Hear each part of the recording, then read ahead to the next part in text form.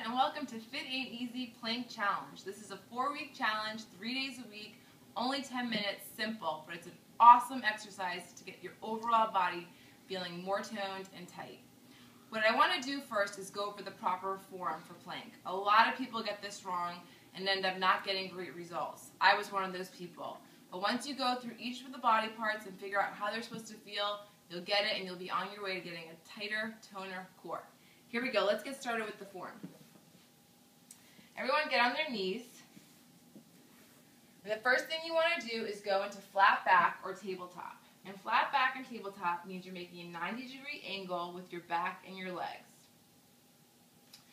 You want to have your hands directly under your shoulders and shoulder width apart. Once you got that feeling, let's get down on our elbows. We're going to be doing low plank for our times, but we'll be also doing high plank for some of the exercises, so you'll be able to experience both. So now that we're on our forearms, again, shoulder width apart, you want to put your head in neutral spine. Now neutral spine is picking a spot in front of you and focusing on it. You really don't want to have your head too far down or straining your neck too far up. And a lot of people start to lose their head when they start to get tired, so it's really important to pick that spot in front of you and focus on it. Next, let's dig our toes into the ground and get up into plank. I'm going to go through from the head to the toe exactly where you should be so you know. So let's find that spot in front of us and get our head in neutral spine. Next, you're going to have two fists, shoulder width apart, elbows underneath your shoulders. Next, you're going to go to your shoulders. You want to relax your shoulders. A lot of people get tense and start to hunch like this. You really want to open them up and relax. Next is your core, which is one of the biggest muscles you're working in plank. To get your core in the right place, you want to squeeze your stomach and pull up into the small of your back. Now when you do that, you want to make sure you don't get those shoulders hunched again. You got to keep the shoulders relaxed and down, squeeze your core, and put up in the small of your back. What you don't want to do is start sagging or being too high. And once you're in plank and you're in your times, you might start to get tired, and that's the first thing that happens. So you really, really need to focus and make sure that it's squeezed and up. Next is your butt, your inner, and your outer thighs, and they are all contracted through the whole plank. So you really, really want to focus on squeezing. You got your stomach in and up, butt, inner and outer thighs squeezing.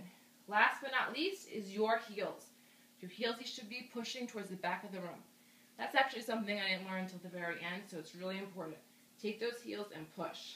So let's go through it while we're on plank one last time. Head in neutral spine, focusing on that spot.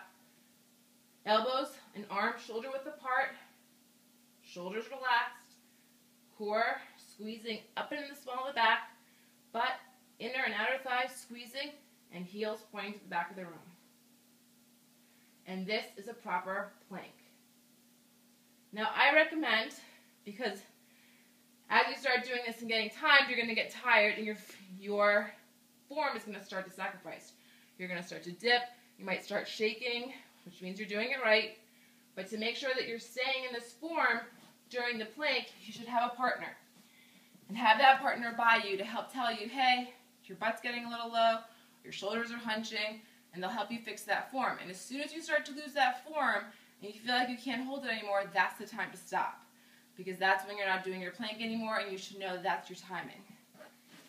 What you want to do for this first plank time is do your plank, time it, take about a minute break, and then do it again and see how far you can get. And what we'll do is we'll track that over the 4 weeks, and I guarantee you, if you keep at it, 4 weeks from now, your time is going to have gotten much, much better. On Wednesday, we'll be doing our first time exercises in plank, which will help kind of improve your stability and give you a little variety in the high and low planks, which is going to be great. So let's get started with our first time today. Record them, and we're going to have an awesome, awesome, awesome challenge. Thanks for joining me at Fitainteasy, and let's get planking.